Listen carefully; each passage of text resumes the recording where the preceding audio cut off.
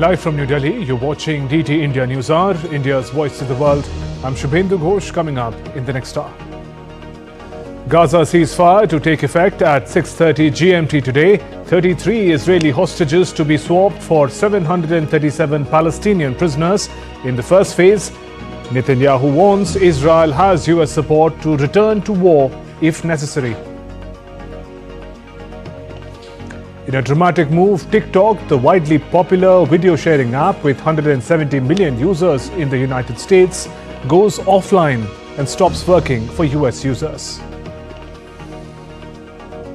India's Prime Minister Narendra Modi to share his thoughts with people in the first Mann Ki Baat of 2025 to be telecast on the entire Prasar Bharati network. And in sports, Indian men's and women's team enter the final of Kho Kho World Cup to face Nepal for the title.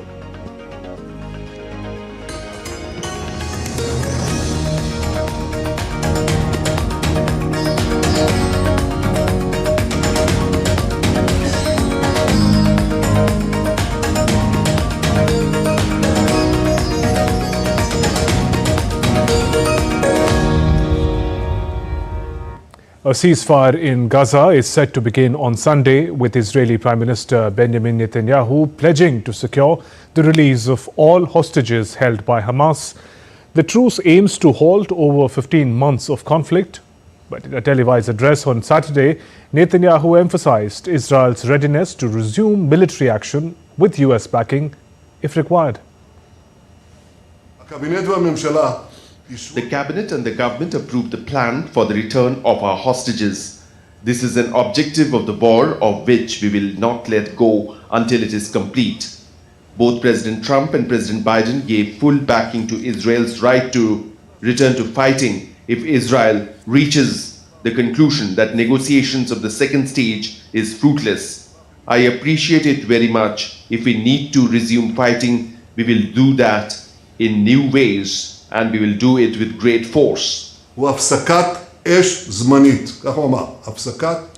hundreds of Israelis gathered in Tel Aviv on Saturday night on the eve of the ceasefire with Hamas, the expected release of hostages on Sunday. Families of hostages joined by civilians from all walks of life, including scientists, teachers, demanded the return of every hostage and an end to the conflict. I'm in a huge roller coaster of emotion. I'm scared, I'm happy, I'm optimistic, I'm sad, I'm mad, I'm like everything.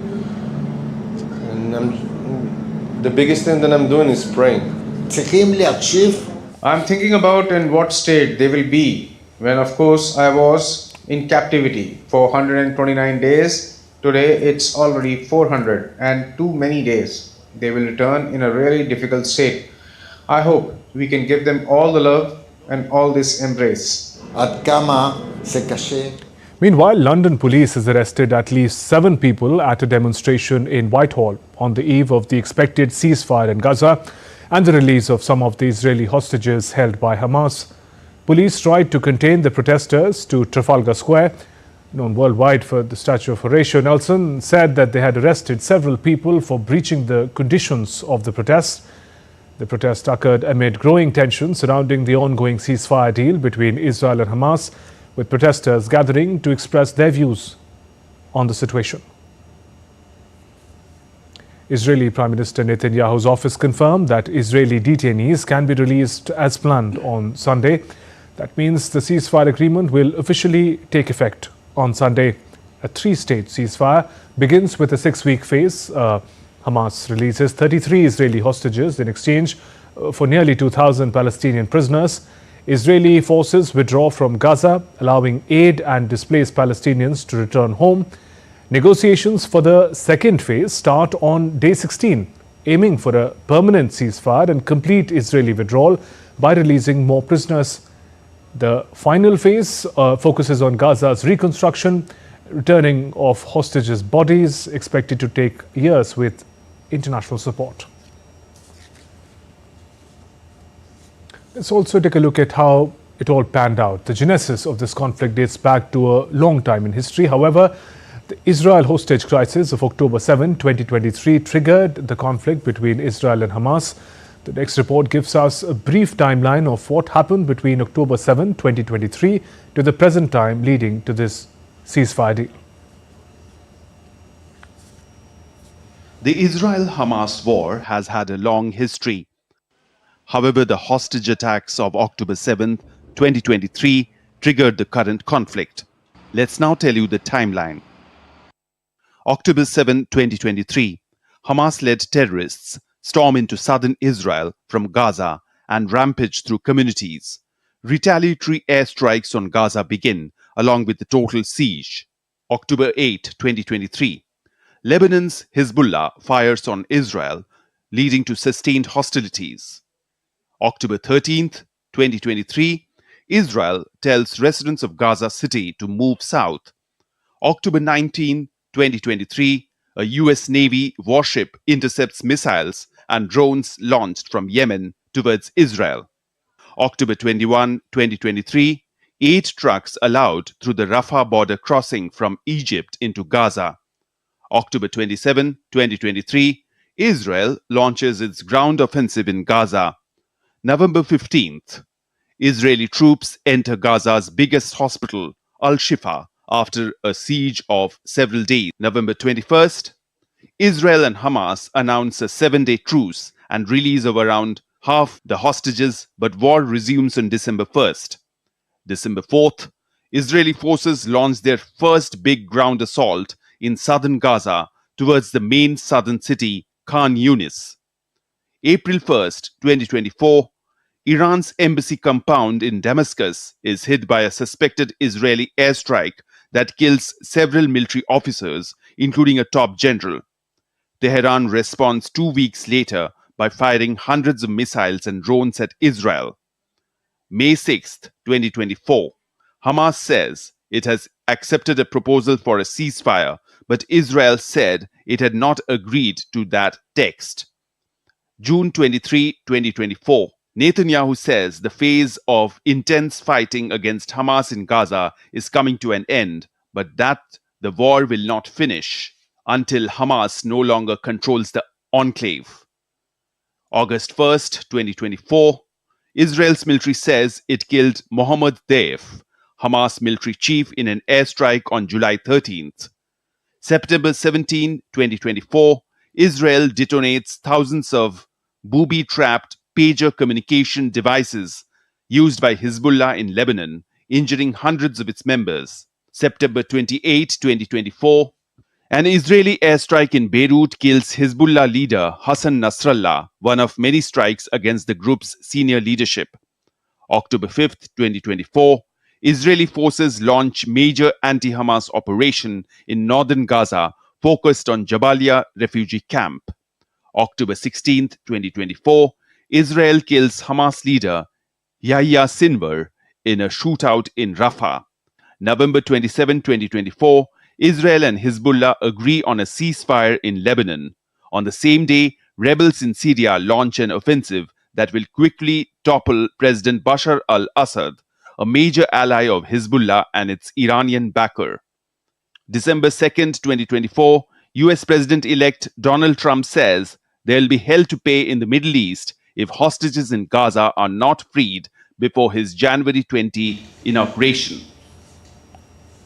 January 15th this year, negotiators reach a deal for a ceasefire in the Gaza war between Israel and Hamas after 15 months of conflict that has killed tens of thousands of Palestinians and inflamed West Asia. Bureau Report, DD India. And DD India correspondent Akshay Dongre joins us live now with the latest on the story. Akshay, 15 months of brutal fighting. What will day one of the much-awaited ceasefire entail?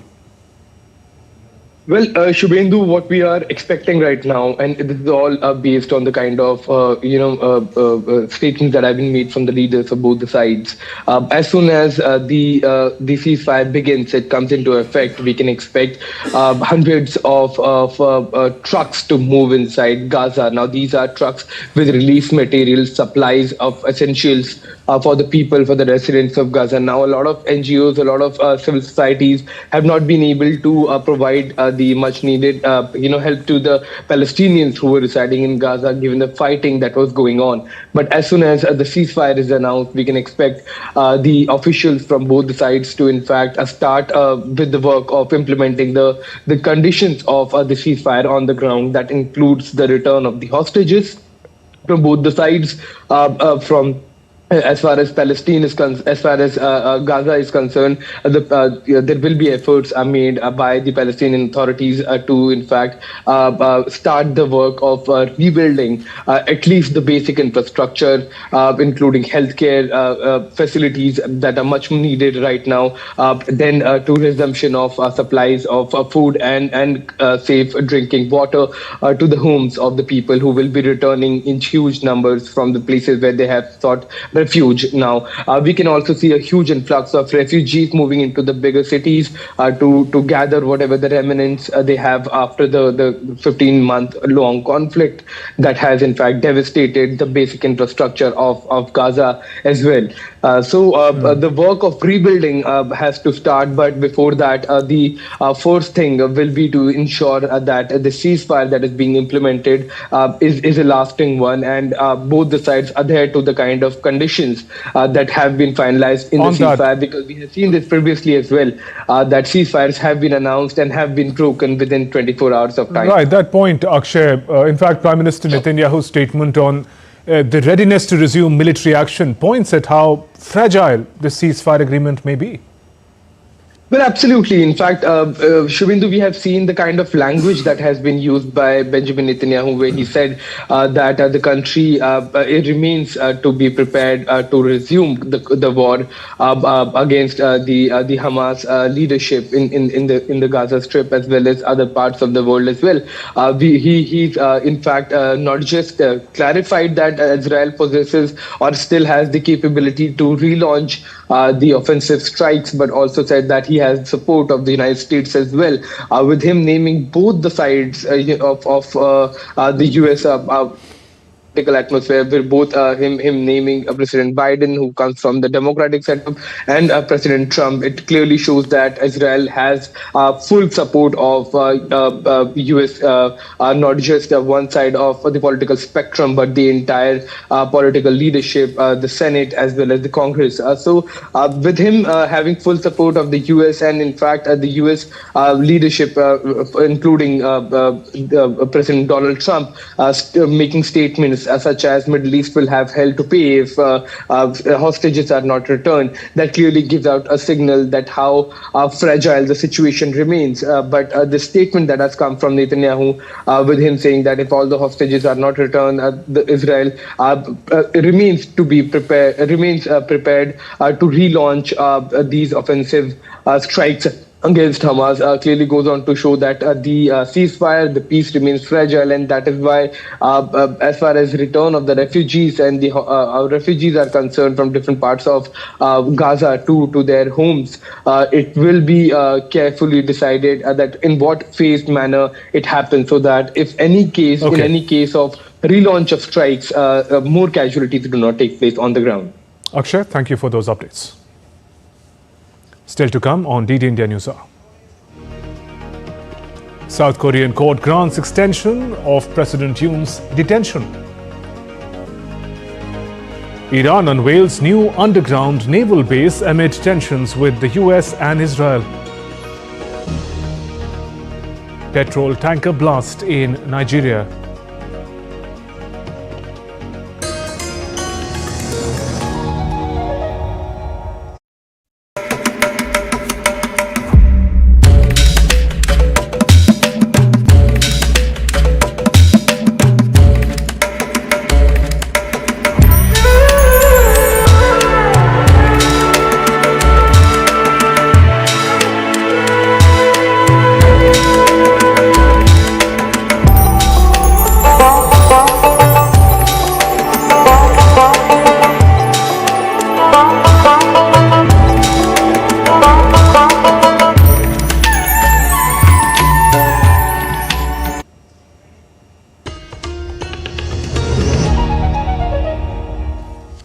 Welcome back. You're watching DD India News Hour. I'm Shubhendu Ghosh. In a dramatic move, TikTok, the widely popular video sharing app with 170 million users in the United States, has gone dark. This Sunday, this could spell the end of millions of users on the app. After months of legal battles, the US Supreme Court upheld a law aimed at banning TikTok due to national security concerns. The law requires its Chinese parent company, ByteDance, to sell TikTok to non-Chinese buyers by Sunday or face an immediate shutdown in the US. The law mandates that tech giants Apple and Google remove TikTok from their app stores, preventing new downloads. And the Justice Department says enforcement could take time. Meanwhile, Oracle, TikTok's hosting partner, could also face legal penalties if it doesn't comply. However, President-elect Donald Trump, who has supported TikTok in the past for its role in connecting with younger voters, says he's considering a reprieve.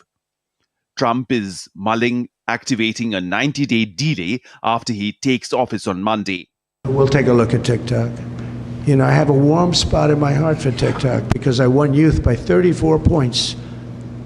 And there are those that say that TikTok had something to do with that. Now, Joe Rogan did, and some of the other people that were recommended by my son Barron, he knew names. I said, who is that? Tell me, who's that? Dad, you gotta be kidding. I can't believe you don't know. And I did those interviews, and it was actually sort of cute. Do you want to know the truth? But we did them, and that had an impact. But TikTok had an impact, and so we're taking a look at it. The law allows a 90-day delay if the White House can show progress towards a viable deal, but TikTok owner ByteDance has flatly refused any sale. Concerned users are exploring alternatives with the Chinese social media platform Xiaohongshu or Little Red Book, seeing a surge in popularity, even becoming the most downloaded app on the US Apple Store this week. With just days to go, the fate of TikTok in the US remains uncertain. All eyes are on Washington and President-elect Trump to see if the app can survive the legal storm. Bureau Report, DD India. Meanwhile, India had banned 59 applications, including TikTok, and shared it in the year 2020, citing threat to national security and sovereignty. The ban covered a variety of applications from e-commerce to gaming, social media, browsers, instant messaging, and file sharing. On to our next big story, Trump's inauguration. We tell you Trump's big promises as he's all set to be the President of the United States with his inauguration tomorrow, that is January 20th.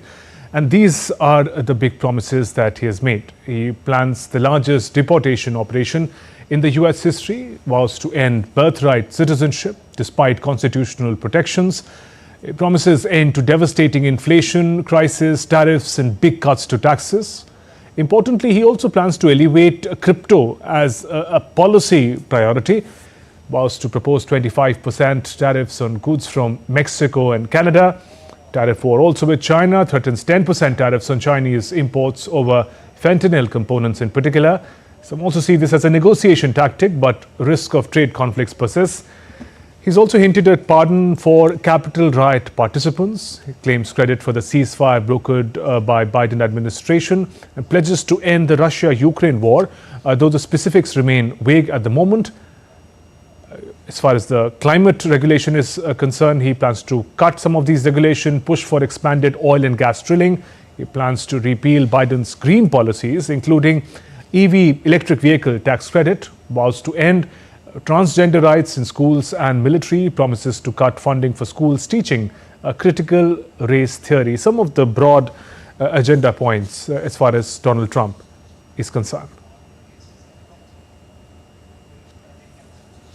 And Donald Trump is all set to become US President on January 20th, when his inauguration will take place. And talk about the global ramification of this inauguration. Joining me is Professor Anshu Joshi from the Center of American Studies at the JNU. Good morning and welcome, ma'am. As we see that the era of Trump's America is set to begin, and the kind of disruptor image that he embodies, what does his second presidency mean for America and the world? Shubhendu, it is quite early to predict or assume anything related to Trump's second tenure.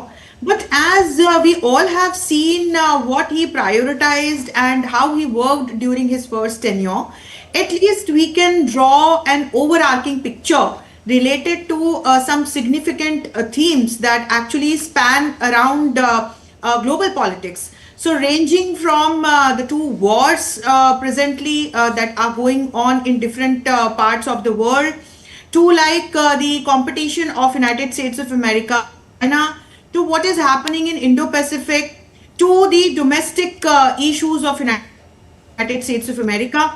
There are different themes, and definitely Trump has his own style to work. So one by one, if we try to decode, one thing is certain, that during this tenure, though he is very unpredictable, but what he promised during his electoral campaign and what we have seen in his last tenure, his policies, be it about his foreign policy or the domestic policies, would be focused more on the domestic issues of United States of America, as he has promised also. And I think he would follow this America strategy by and large, emphasizing the prioritized US interests at present. So I do see that he might cut down on the foreign aids to the other countries that United States of America is providing presently. For example, with respect to Ukraine. And then there would be outcomes of such decisions taken by Trump in future. Maybe the war between Russia and Ukraine could end because of this step taken by Trump. But these are only speculations at present, Shubhendu. And definitely we can see stricter policies in terms of tariffs and when it comes to the economic domain. And when it comes to China, I think it would be kind of the same stance that was taken by Biden also, and prior to that by Trump himself. Right. Professor Joshi, I understand that any new American president would respond to the immediate geopolitical realities. In that sense, how is America of Trump 2.0 different from what it was during his first presidency? So when Trump was the president last time, Shubhendu, there were no wars, at least. And from this angle, when we look at Trump, he was more peaceful when we compare his tenure to the tenure of Biden. Because all of us know that when Russia-Ukraine war started, what was the geopolitical scenario and how Biden actually fueled this war. I have no inhibitions in making this statement. And how NATO kept strengthening Ukraine to stand firmly in the war and not to like come to the diplomatic table. Now, when we look at the second tenure of Trump, his priorities are very clear and he is businessman by nature. So that is why I said that when he would now take the oath tomorrow, he might cut down on the aids and help that United States of America is providing either directly or indirectly through NATO to Ukraine. And that might bring a big change, as in the leaders might agree to come to the diplomatic table.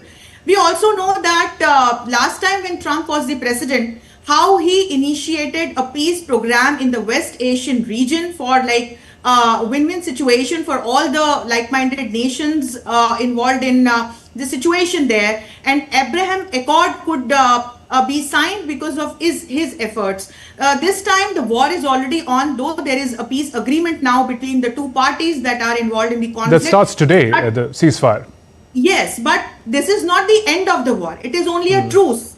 So definitely from last time, again, the situation is different. Last time when he was the president, he had made it sure that this peace program should prevail.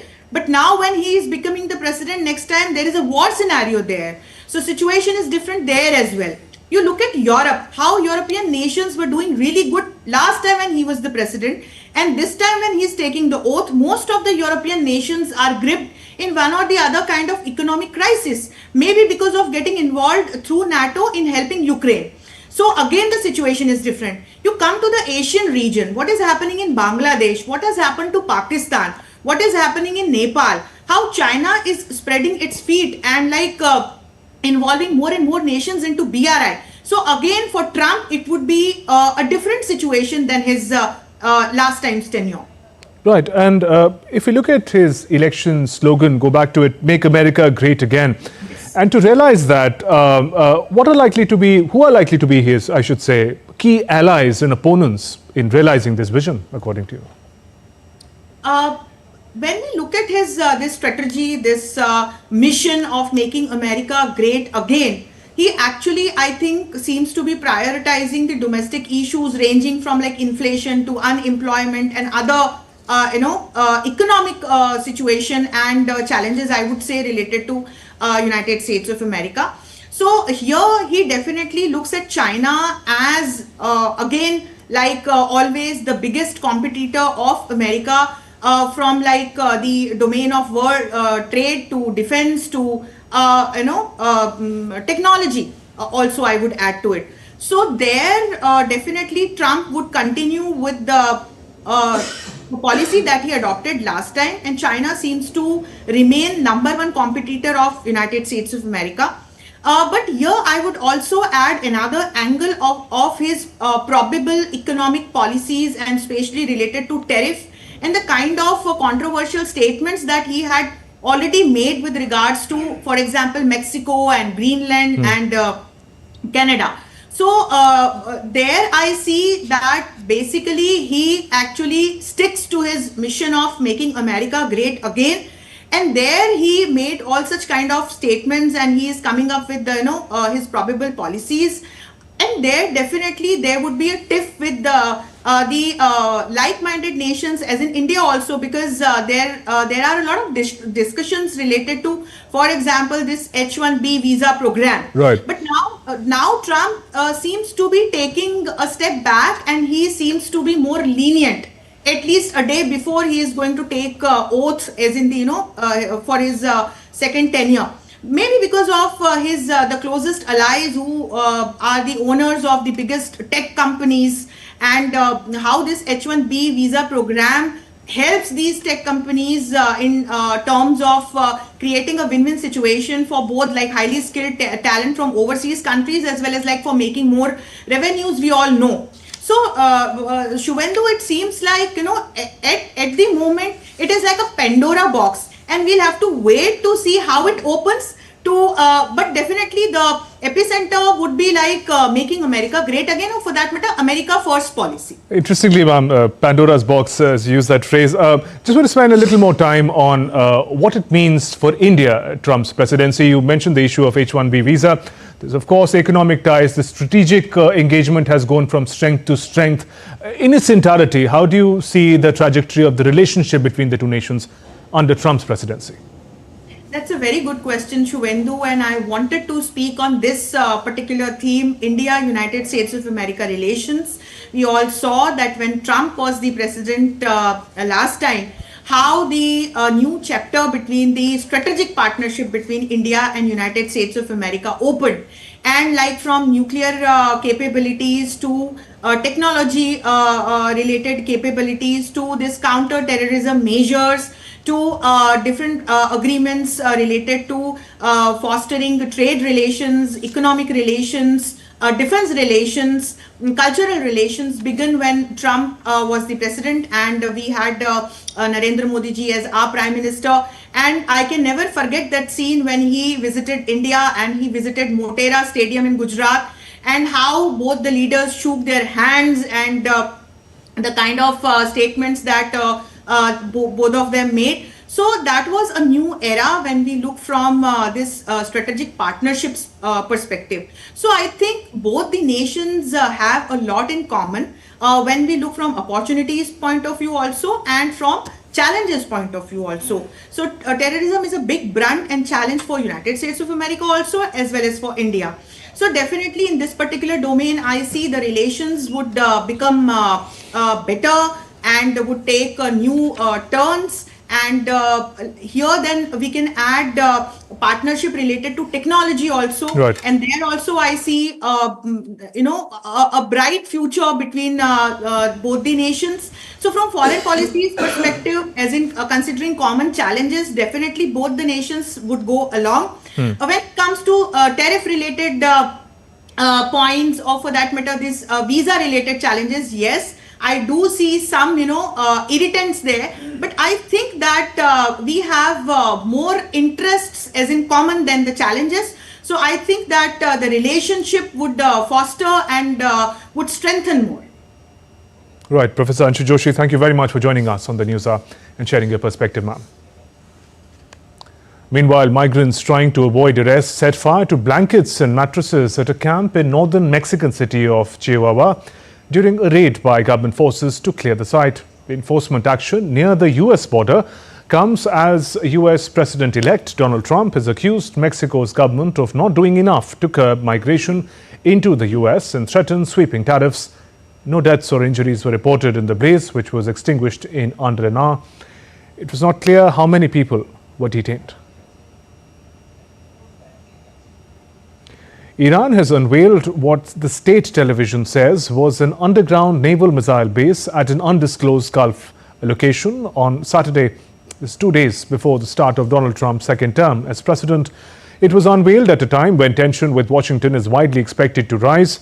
Iranian leaders are concerned that Trump might empower Israeli Prime Minister Benjamin Netanyahu to strike Iran's nuclear sites while tightening US sanctions on its oil industry through its maximum pressure policy.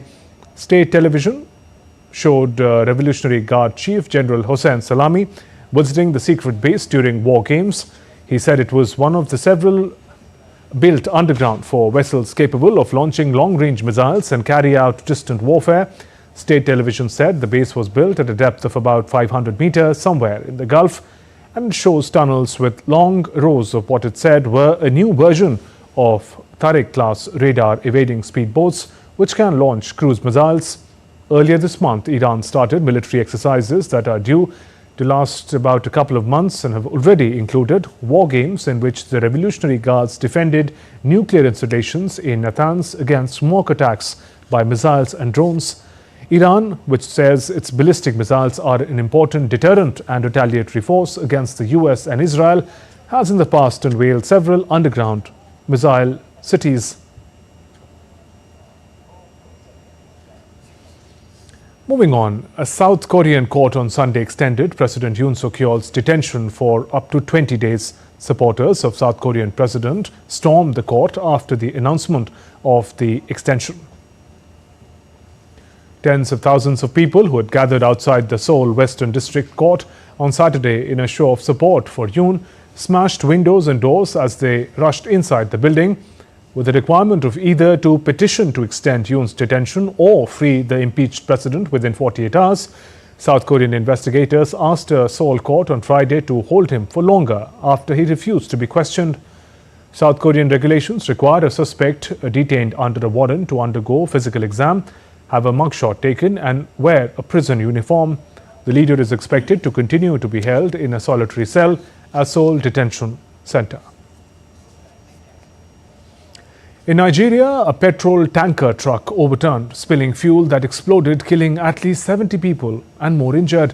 The accident in Niger state follows a similar blast in Jigawa state last October that killed 147 people.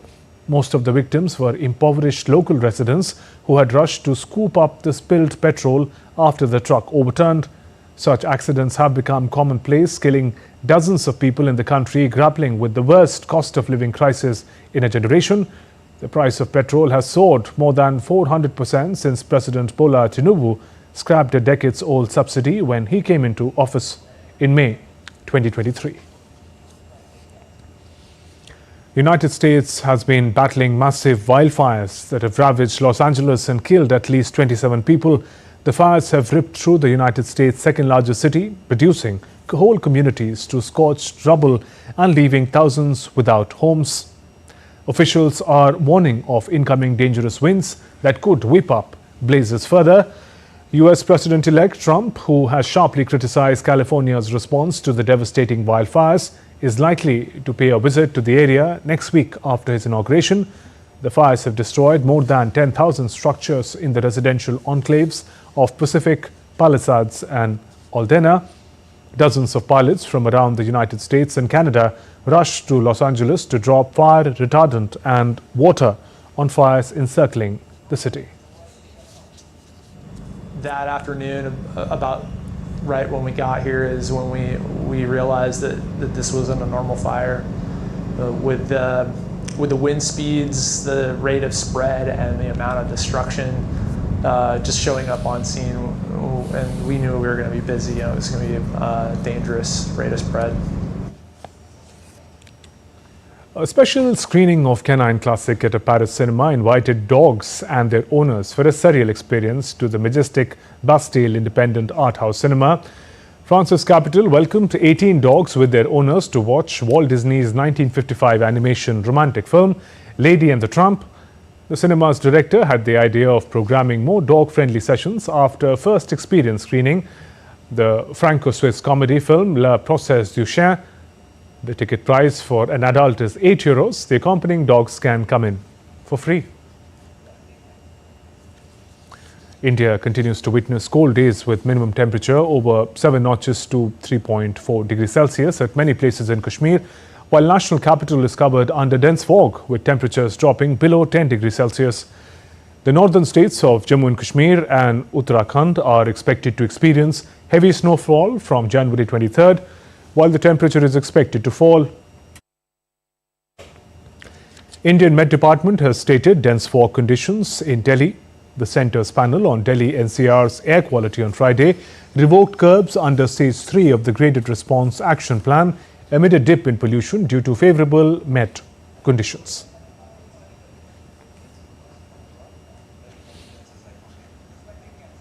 And Tahir Nadeem Khan, a DD India correspondent, joins us live from Badadwa, Jammu and Kashmir. Tahir, what does the weather look like today? And there is a forecast for heavy snowfall in the days ahead. What is the advisory from the administration? Well, Shibundu, the overcast sky improved night temperature a bit, and it hovered between 0.9 degree to minus 8.2 degree in Kashmir Valley and Srinagar city, recording a minimum temperature of 0.9 degree, while the famous ski resort Gulmarg freezed at minus 8.2 degrees Celsius. However, in Chenab region, the coldest place was Padar, which recorded a minimum temperature of minus 5 degree Celsius, followed by Bhadrava, where last night temperature was minus 2 degrees Celsius. But it seems that Ramban district has come out of the freezing temperature, and in Batot and Banial towns recorded 1.5 and 2.3 degree plus 2.2 degree respectively, and Ramban town emerged as the hottest, where maximum temperature, minimum temperature was recorded last night, which was 9.4 degrees Celsius. And if we call about the plains of Jammu city, the dense fog is significantly affecting the road traffic, and several trains have been delayed due to the dense fog, and their schedule has been delayed by several hours. And as you talked about the advisory, the meteorological center at Srinagar has given an advisory that there will be significant snowfall in the upper reaches from 23rd to 29th of January, and people over here are eagerly awaiting for that. Right now, it is overcast sky. Sun has come out of the sky. It is hide and seek kind of a thing since yesterday and today. It as well, the sun has come out, but it disappears in most of the times behind the clouds. But people are eagerly waiting for the snowfall. They are expecting that during this period, which has been predicted by the meteorological center Srinagar, that there will be some snowfall from 23rd to 29th. They are eagerly waiting for the snow to come, because during the last 50 years, it has been reported that entire Jammu and Kashmir is reeling under this minimum rainfall, scarcity of rainfall during this period. And they are expecting that after the heavy snowfall on 28th December, there will be some more snowfall during this period, so that these glaciers behind me, Ashapati Glacier and Kailash Glacier and dozens of other glaciers in Kashmir Valley and Chenab region, they will get recharged, and they'll, which converge into better future and better summers. So people are expecting that. Advisory has given by the district administration. They have made all the contingency plan. Here at Bhadrava, they have stationed almost 12 snow clearing machines, so that if snowfall starts, and they should immediately clear the roads and even interstate road, which is Bhadrava Pathankot Highway and Bhadrava Chamba Highway, so that not only locals but tourists should go to the hill station like Padri Gali and Guldanda to enjoy snow, because tourists have converged in large number here, and they are also eager to experience the snowfall over here during this period. And not only that, they have also established emergency stations in both district headquarters and sub-regional headquarters to deal any kind of eventuality during this period, and has also advised people not to expose themselves to the longer periods of cold. Tahir, thank you for joining us with those updates. Thank you. Now, all the news from the Maha Kumbh Mela.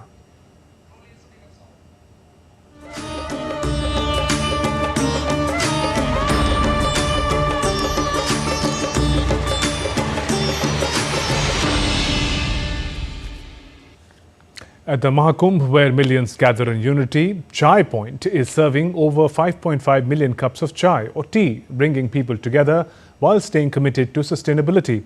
DD India's Siddharth Bharadwaj gets us more. Chai or tea is not just a beverage, but an emotion. I'm here in front of Chai Point, and in this Maha Kumbh 2025, they are brewing something special. Not just offering tea, but also a unique experience to bring people together, one sip at a time. In the heart of the world's largest human gathering, where millions of souls come together in search of spirituality and unity, one thing transcends all boundaries: the simple joy of a perfect cup of tea.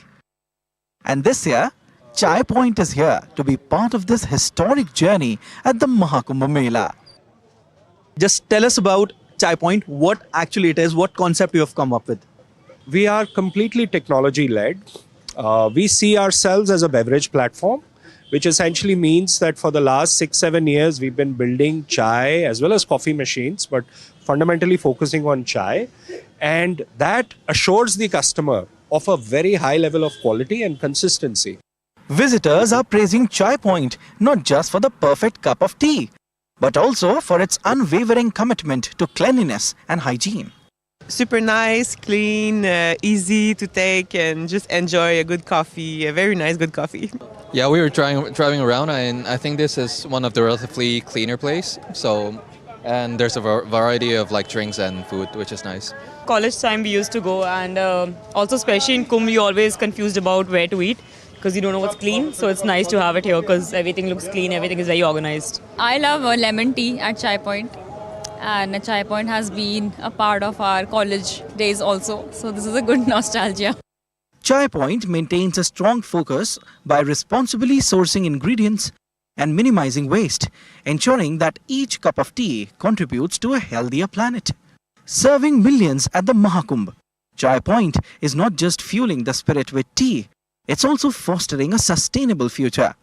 After all, India runs on chai, and so does a greener tomorrow.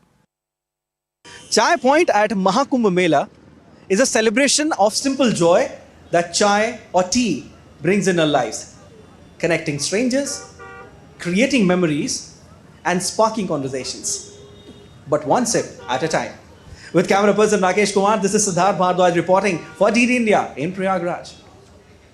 India's Defence Minister Rajat Singh took a holy dip in Sangam and performed puja on the 6th day of Maha Kumbh Mela in Uttar Pradesh's Prayagraj.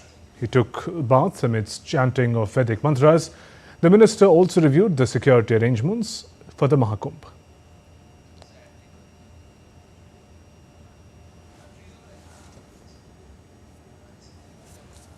Maha Kumbh Mela is underway in Prayagraj. Those visuals of Defence Minister taking a holy dip. These are also visuals of millions of people from across India and across the world who have come in and congregated for the Maha Kumbh Mela underway in Prayagraj, Uttar Pradesh. Moving on, India's Vice President Jagdeep Dhankar attended the cultural extravaganza Sea Lord 2025 during a 3-day visit to Lakshadweep held in Bangaram Islands. The occasion highlighted the deep cultural heritage and artistic diversity of India. The event brought together artists and performers from across the country to showcase the vibrancy and richness of Indian traditions. India's Prime Minister Narendra Modi will share his thoughts with the people of the country and abroad in the first Mann Ki Baat program of 2025 on Akashvani today. It will be the 118th episode of the monthly radio program. The program will be broadcast on the entire network of Akashvani and Doordarshan, AIR News website and News on Air mobile app.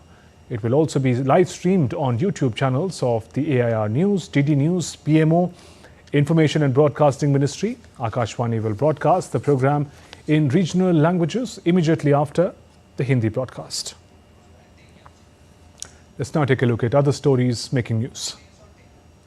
Road safety awareness camp organized in Srinagar to promote road safety with the goal of educating the public about safe driving practices and importance of adhering to road safety rules to reduce accidents and save lives. Cars carried banners emphasizing the importance of road safety, while organizers distributed pamphlets and materials to the public, reinforcing the message of responsible road use.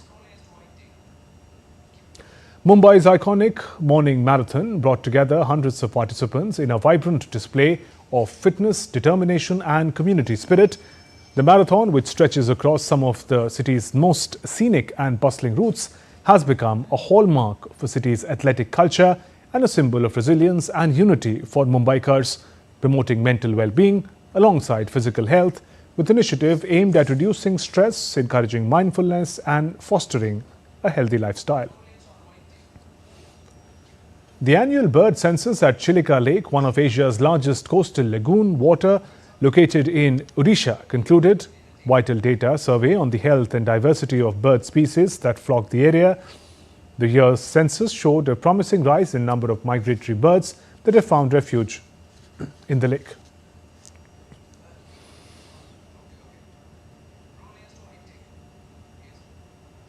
Manali, a popular hill station in Himachal Pradesh, is experiencing influx of tourists as Hamta Valley witnesses heavy snowfall, creating winter wonderland. With over 3 feet of fresh snow covering the landscape, the valley has become prime destination for adventure enthusiasts and nature lovers alike. As the region continues to draw more tourists, charm of Manali and its surrounding valleys remain as captivating as ever. India's Minister for Railways, Information and Broadcasting, Electronics and IT, Ashwini Vaishnav, will be participating in World Economic Forum 2025 at Davos. His visit highlights India's commitment to drive inclusive growth and transformative development. साथियों, माननीय प्रधानमंत्री श्री नरेंद्र मोदी जी के नेतृत्व में भारत एक बहुत ही तेजी से उभरती हुई आर्थिक शक्ति बन रहा है। आप सब जानते हैं कि आज 5वीं बड़ी अर्थव्यवस्था भारत बन चुका है। वर्ल्ड इकोनॉमिक फोरम में भारत की इस आर्थिक प्रगति के बारे में और विशेषकर जिस तरह से माननीय प्रधानमंत्री जी ने समाज के सभी वर्गों को साथ लेके देश के विकास की एक नई संकल्पना की है, जो एक स्ट्रैटेजी बनाई है, उसके बारे में जानने की बड़ी लोगों में उत्सुकता रहती है। तो डावोस में इस बार माननीय प्रधानमंत्री जी की आर्थिक व्यवस्था के बारे में, आर्थिक स्ट्रैटेजी के बारे में और विशेषकर इंक्लूसिव ग्रोथ के बारे में और जो डिजिटल, फिजिकल और सोशल इंफ्रास्ट्रक्चर में जो इन्वेस्टमेंट पिछले 10 वर्षों में हुआ है और देश में किस तरह से गरीब से गरीब व्यक्ति के जीवन में भी एक अच्छा परिवर्तन आया है। एक ग्रामीण जो वंचित क्षेत्र थे उसमें सड़कें पहुंची, बिजली पहुंची, पानी पहुंच रहा है, घर बने, बैंकिंग अकाउंट खुले, वो सारी चीज को लोग जानने के लिए बहुत उत्सुक है। डावोस में वर्ल्ड इकोनॉमिक फोरम में उसके बारे में विस्तृत चर्चा की जाएगी। In the World Economic Forum at Davos, there is a lot of interest in understanding our thought process, Prime Minister's economic policy, about the digital transformation, about the way India has created a new digital architecture under Digital India program of Honorable Prime Minister Shri Narendra Modi ji, and also on the way the technology has been democratized by our Honorable Prime Minister's Digital India program. There is a lot of interest on this. There will be detailed discussion in the World Economic Forum about the inclusive growth, about the investment in social, physical and digital infrastructure, and on democratizing technology. You're watching DD India News Hour. Time now for all the updates from sports. The Indian men's and women's teams advanced to the finals of the inaugural Kho Kho World Cup, while the Indian women once again showcased their tactical prowess, outplaying South Africa 66-16 in the semi-finals. The men's team also secured their spot with 62-42 victory over the team from Rainbow Nation. The women in blue delivered a masterclass in both attack and defence, setting up an exciting final clash with Nepal. The host started off in style with Dream Run, courtesy of Chaitra B, who continued even after Nazia Bibi and Nirbala Bhati were caught by the defenders. She single-handedly scored 5 points before being eliminated by South Africa's Shinthemba Mosia. Having set the bar high and raised expectations throughout the tournament, the Indian challenge at India Open ended rather tamely. Satvik Sairaj Ranika Reddy and Chirag Shetty lost in the straight games 21-18, 21-14 to bow out in the semi-finals against Malaysian pair of Sesve Go and Noor Izzuddin on Saturday. Earlier, PV Sindhu crashed out of the tournament in quarterfinals of the women's singles event, while in men's singles, Kiran George also lost to China's Wang Ong Yang in quarterfinals on Friday. In Australian Open, world number 1, Ariana Sabalenka brushed aside teenager Mira Andreeva 6-1, 6-2 to romp into the quarterfinals on Sunday. Andreeva was simply unable to get going in the fourth round clash of Rod Laver Arena as Sabalenka raised her level to extend her winning streak. In another match, 4 times Grand Slam winner Carlos Alcaraz faces the British 15th seed Jack Draper at Rod Laver Arena.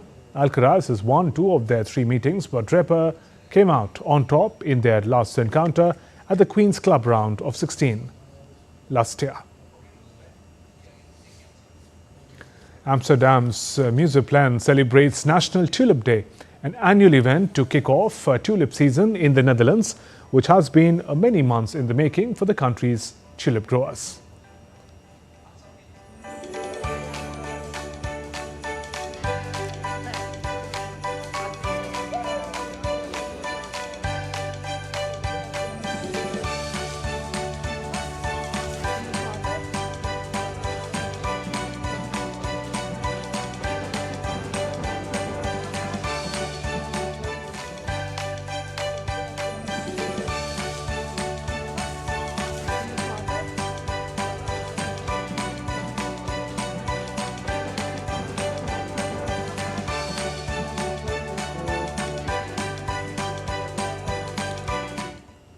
That's all for this edition of DD India News Hour. Let us know your thoughts on the news of the day. For those on the go, you can get all the latest news and updates from India and across the world on DD India mobile app. The app is available on both Android and iOS platforms. Scan the QR code on the screen to download now. And we'll be back with more news as it breaks here on DD India. I'm Shubhendu Ghosh from all of us here in Delhi. Thanks for watching DD India News Hour. Namaskar.